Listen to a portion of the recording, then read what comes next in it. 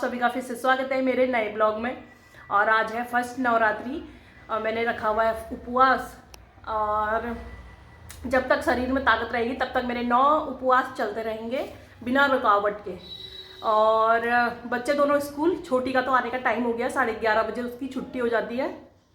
Exam में उसके 10:30 बजे छुट्टी, उसका स्कूल जल्दी 7:30 बजे का है ना।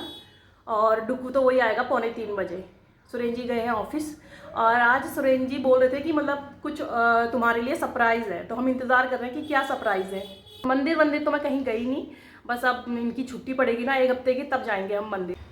यहाँ नवरात्रों में भी बच्चों की 1 हफ्ते की छुट्टी पड़ती है, सैटरडे से फिर इनकी छुट्टी है क्योंकि एक्टिविटी होती है सैटरडे को, तो ये लोग जाते नहीं है। और डुगू के स्कूल में तो है गरबा नाइट, उसमें बुला रखा है पेरेंट्सों को, मतलब कंपटीशन करना है, कंपटीशन है, मतलब गरबा नाइट है तो उसमें पेरेंट्सों को बुला रखा है और पेरेंट्सों के बीच में वहाँ कंपटीशन है। तो गरबा की ड्रेस मंगवा रखी है बच्चों से भी और मम्मियों से भी, सबकी। और आपको वहाँ करना है परफॉर्मेंस स्कूल में, और उसके अकॉर्डिंग आपको जिसका अच्छा डांस होगा उसको वहाँ पर गिफ्ट दिया जाएगा। और वो है सैटरडे की नाइट बुला रखा है। तो मैं तो जा नहीं रही हूँ क्योंकि मेरी चल रही है नवरात्रि और ना मुझे गरबा आता है, गरबा का जी भी नहीं आता है मुझे, इसलिए मैं घर ही में रहूँगी। क्योंकि ग्रुप में तो वो लोग फोटो वीडियोस भेज देते हैं, घर ही में बैठ के देख लेंगे। बीच में मैं बहुत ज़्यादा बिजी थी, पहले तो डुगू के बैक टू बैक वो हो रहे थे, टेस्ट हो रहे थे, छोटी के एग्ज़ाम हो रहे थे। छोटी के जैसे एग्ज़ाम खत्म हुए तो फिर उसके बाद वो पड़ गई बीमार पड़ी, तो थोड़ा बहुत आज इम्प्रूव हुआ है तो मैंने उसको स्कूल भेज दिया। वो तो मना कर रही थी, कह रही थी जब तक मेरी दवाइयाँ खत्म नहीं होगी मैं स्कूल नहीं जाऊँगी, लेकिन मैंने भेज दिया ज़बरदस्ती बहला फुसला के। क्योंकि फिर 1 हफ्ते की छुट्टी पड़ेगी, फिर दिवाली की 1 हफ्ते की छुट्टी। 11:30 बजे लेने जाऊँगी, उसके बाद वहीं से फ्रूट्स और सब्जियाँ लेके आऊँगी। वैसे तो मैंने यहाँ नीचे रेडी वाला आता है उससे केले ले लिए थे, सेब भी ले लिए थे, और फिर भी देख के आऊँगी कुछ नया मार्केट में आया हूँ। लेकिन यहाँ तो भैया खरीदने लायक भी नहीं है, खाने लायक भी नहीं, इतना महंगा, डबल ट्रिपल महंगा है हमारे उधर से, बहुत ज़्यादा। हमारे वहाँ उत्तराखंड में 100 के 1.5 किलो, 2 किलो, 2.5 किलो सेब मिल जाते हैं भाई साहब। यहाँ सबसे घटिया क्वालिटी के देता है 140 के सेब, 300 रुपये के। थोड़ा बहुत शक्ल भी उनकी सही रहेगी। और यहाँ पे सब्जी और फ्रूट्स बहुत ज़्यादा महंगे हैं। परसों छोटी ने बोला मुझे एप्पल चाहिए, तो मैं एप्पल लेने गई, उसके पास 4 वैरायटी के एप्पल थे, एक 300, 160, एक 120, एक 140। 140 वाले और 120 के तो सेब थे वो खट्टे थे, चटनी वाले। और जो 140 के थे वो भैया मुझे छांटने पे मजबूर हुआ कि मतलब मुझे छांटने हैं वो 140 वाले, छांट के लेके आई। वही सेब इसके पापा मेन मार्केट से लेके आए 140 के, बहुत अच्छे। मतलब यहाँ पर एक है ना फ्रूट वाला, तो वो अलग अलग एक ही सेब की वो 4 क्वालिटी में कर देता है, और उनके रेट सबके अलग अलग कर देता है, जिसको मर्जी लेना है जिसको नहीं लेना है, ऐसा वाला। एक रेडी लगती है ना सब्जी वाले की और उसकी, तो दोनों अपने मन के मुताबिक मतलब आपसे रेट ले लेते हैं वो, 140, 160, 120 और 300।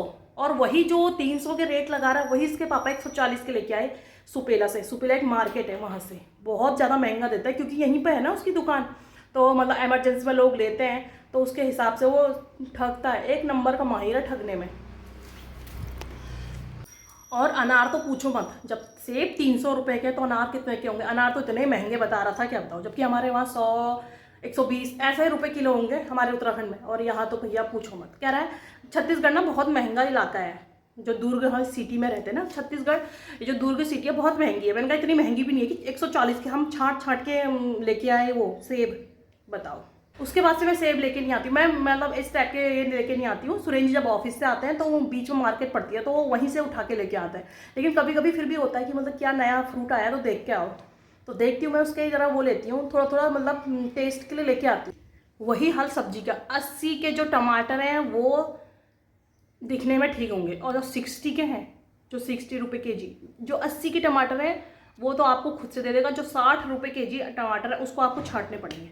अभी लेके आई रेडी वाली, तो मैंने केले तो लिए, फिर मैंने इसका इंतज़ार किया सब्जी वाली का, मैंने कहा आएगी तो मैं लेती हूँ। जब देखा तो एक 80 बोल रही है और एक 60 बोल रही है। मैंने कहा ये सड़े हुए हैं 60, कह रही हाँ ये दागीले हैं, बोली सड़े नहीं है कह रही। और वो साफ पता चल रहा था कि सड़े हुए टमाटर, अब बताओ। और 60 रुपये के कितने अच्छे मिल जाते हैं। मतलब मुझे लगता है ये लोकल के लोगों को नहीं लूटते होंगे, जो हमें नया नया देखते होंगे ना, तो शायद हमारे ये शक्ल देख के हमें लूटने की कोशिश करते होंगे। और उन्हें लगता है हम लोग सब्जी, शायद उन लोगों को लगता है हम लोग कभी सब्जी खरीदते नहीं है, तो नए नए चेहरे देख के मतलब उसके हिसाब से वो रेट लगाते हैं।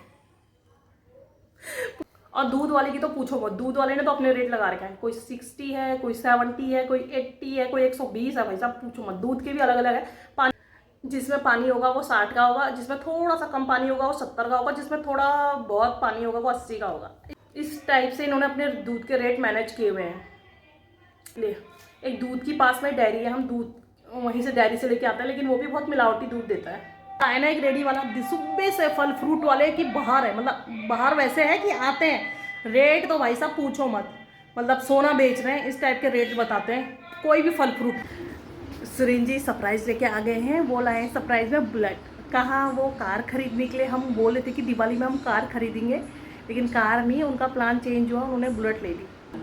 अभी वो छोटी को लेके एक राउंड मारने गए हैं। स्कूटी हमने अपनी सेल कर दी, जो हमने किशनगंज में ली थी वो स्कूटी हमने सेल कर दी, और जो उससे पहले बाइक ली थी वो हमने अपने घर ही में लाल कुआं में ही सेल कर दी थी। वो तो पुरानी हो गई थी, लेकिन स्कूटी हमारी 2 साल की हुई थी, मतलब 2 ही साल हुए थे उसको लिए, लेकिन उसके पापा ने अपने उसमें बिक्री कर दी, उसको किसी को दे दी।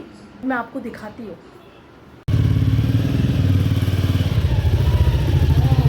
ये है हमारी नई और चकाचक बुलेट। ये हमने फर्स्ट नवरात्रि में ली। ये बेबी तो हमारी एक राउंड भी मार के आ गई इसमें गाड़ी में। इसकी लाइट भी है, गरम, ये तो गरम भी हो जाता है। गाड़ी की पूजा पाठ तो कर ली, अब डुग्गू को लेने जाती हूँ और डुग्गू को दिखाती हूँ गाड़ी कैसा रिएक्ट करता है वो। इसी गली में जाती हूँ उसको लेने। वाइट वाली वैन आ गई उसकी, डुग्गू की। डुग्गू आ चुका है स्कूल से और वो कुछ लेके आया है सरप्राइज मेरे लिए। मैं वैन में जीता। अच्छा, और आपके लिए भी कोई सरप्राइज रखा है घर में। चलो, दौड़ लगा दी डुग्गू ने। ये फॉर्म किसने दिया ये फॉर्म? वो मैम ने दिया है। हाँ। जब ले जाएंगे तो 100 चलो रुपये फिर घर। जाना है। अच्छा, सही हो रहा तो वाली मैडम का रोज 100 रुपये 200 रुपये लूट रही है। ये डुग्गू ने देख ली है और लेकिन वो शर्मा रहा है। आजा बैठेंगे, अपनी चीज़ के लिए भी शर्माता है। ये तुम्हारी है, बैठ ले, बैठ के।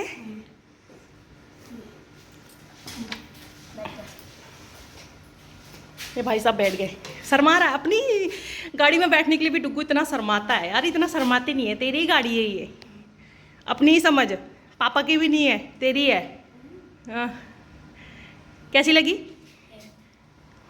शर्मा क्यों रहा फिर? और आज न्यूज़पेपर का इंतज़ार कर रहे थे कि न्यूज़पेपर आएगा, और न्यूज़पेपर आया, नीचे से उसने छिटकाया होगा, कहाँ छिटकाया दिखाती हूँ। और ये बिजली की तारों में जाके अटका है। पनीर की सब्ज़ी बनाने की तैयारी कर रही हूँ, मतलब उसके लिए पहले टमाटर उबाल देती हूँ और उसी में ड्राई फ्रूट भी उबाल देती हूँ, फिर उनको मिक्सी में ग्राइंड कर लूँगी। वो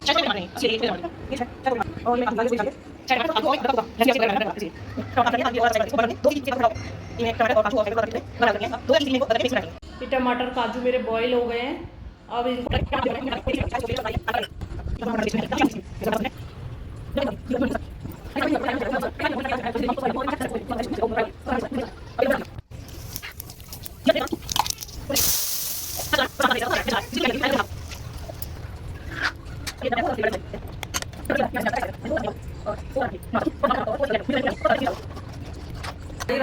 मेरा रायता बन चुका है खीरे का, और मेरी पनीर की सब्जी भी बन गई है। बस आटा लगाना है, आटा लगा के रोटियां बनानी है। पूजा पाठ करके फिर अपने को भी भोग लगाती हूँ।